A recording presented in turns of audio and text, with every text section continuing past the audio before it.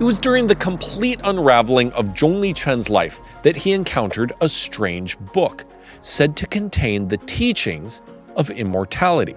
Its language was precise, almost cold. It spoke of the Tao as a living current, of transformation as something natural rather than forced. It described what it meant to transcend ordinary life, but never explained how.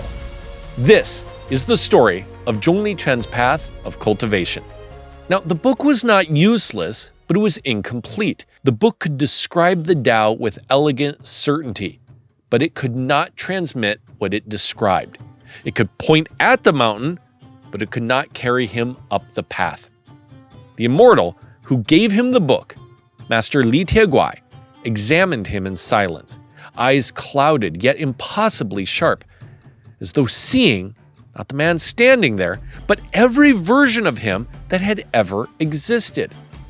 When his master, Li Tieguai, finally spoke, his voice was steady and unadorned, carrying neither comfort nor threat. He told Zhongli Quan that if he wished to follow the path of cultivation, he must abandon the idea of reward entirely. There would be no guarantees, no promise of success, no protection from failure. Loss and suffering, Master Li Tieguai said, were common currency in the human world. They proved nothing. Immortality was not given in exchange for pain. It was a risk that devoured most who reached to attain it. Master Li Tieguai spoke of others who had walked this road, men and women who trained with absolute sincerity, who memorized text, refined breath, and disciplined the body. Some fractured their minds, some corrupted what little power they gained, others died convinced they were on the verge of ascension. Once Zhongli Quan stepped forward, Master Li Tieguai warned, there would be no retreat. Even regret would become a chain. Zhongli Quan bowed and accepted. From that moment on, he vanished from the human world, not in a blaze of miracles, but quietly, following Master Li Tieguai into places rarely noticed. Mountain paths where sound traveled strangely, abandoned shrines where incense burned without flame, valleys where time itself seemed to hesitate. He believed discipline and endurance would carry him forward, but that belief would be dismantled. The first years brought nothing resembling training. Zhongli Quan was given menial tasks of carrying water from streams, gathering firewood, cleaning up his master's house. At times, he waited in silence for days, sensing something watching him just beyond perception. Master Li Tieguai appeared without pattern. Sometimes years seemed to pass between visits. Other times, he appeared moments after Zhongli Quan's thoughts drifted toward resentment. Questions were never answered. Explanations were never offered. At first, Zhongli Quan believed this was discipline. Later, he feared it was abandonment. He tried to hold on tighter to discipline, to endurance, to the idea that effort itself must be rewarded. But another old warning kept surfacing to his mind. To hold and fill is not as good as to stop in time. Zhongli Quan did not yet know how to stop striving, so he kept pushing and kept breaking himself against an invisible wall. Seasons shifted unnaturally, winters lingered too long, summers ended abruptly. Zhongli Quan's body hardened and thinned, yet his mind churned. There were no techniques, no formulas, no supernatural displays, only labor, stillness, and uncertainty. Strange tests began to emerge. When a corrupt official abused villagers, Zhongli Quan felt righteous fury rise and stepped forward, only to feel his strength drain away, as if the world itself resisted him.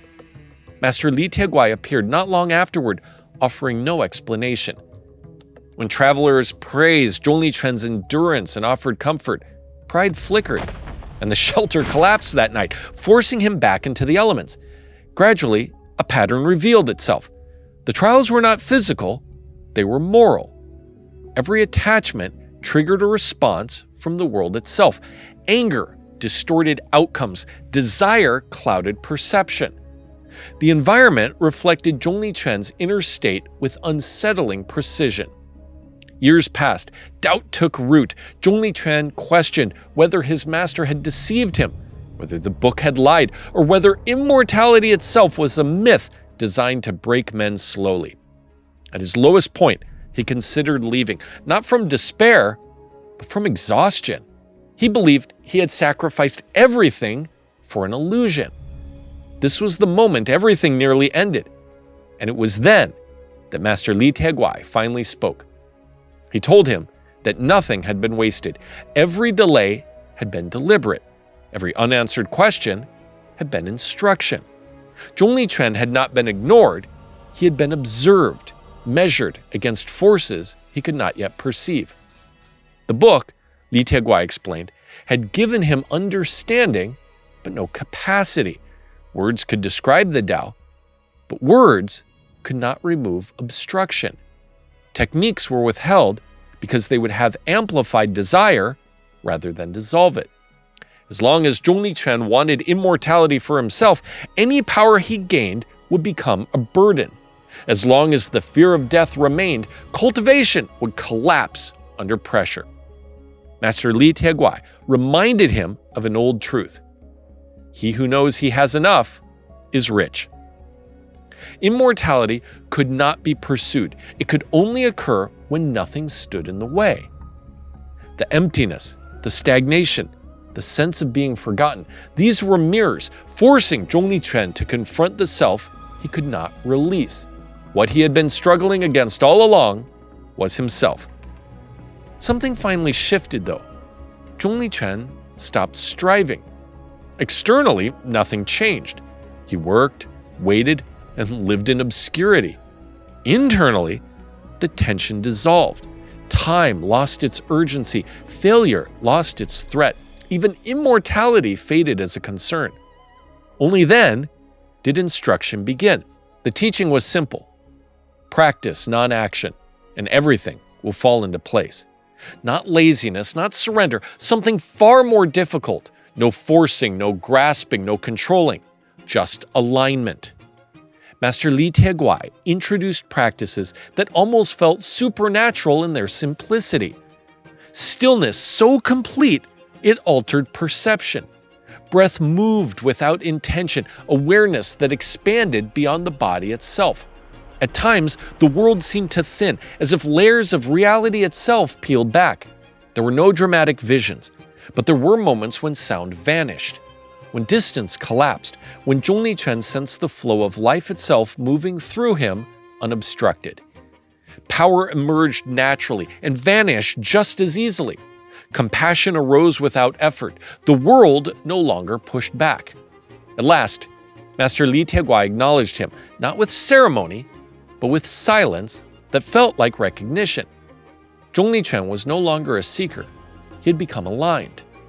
In later legends, Zhongli Quan appears as a wanderer, sometimes wealthy, sometimes destitute, sometimes performing quiet miracles, sometimes offering nothing but a question. He helps without claiming credit and tests those who believe themselves ready. He comes to embody abundance without greed, longevity without fear, and power without domination. Immortality did not free him from suffering. It freed him from the attachment to it. Zhongli Quan had spent years learning the difference between effort and tension, between discipline and grasping, between practice and obsession. And some say that even now, Zhongli Quan walks unnoticed among us, quietly observing, quietly testing, and quietly guiding those who never realize how close they are to the threshold. To hear the story about how Zhongli Quan met Li Tieguai in the first place, click here. If something in this story resonated with you, or if Zhongli Quan's journey raised questions you're still turning over in your mind, let me know in the comments below. Don't forget to like, subscribe, become a member, and check out my other channel, Jared Tells Tales, for more stories from around the world. Thanks for watching, and until next time, 再见! If you enjoy the deeper meaning behind Chinese culture, folklore, legends, and strange true stories, then come explore more with me on Jared Tells Tales, where mystery, meaning, and the otherworldly still live on. Click the link to watch your first tale.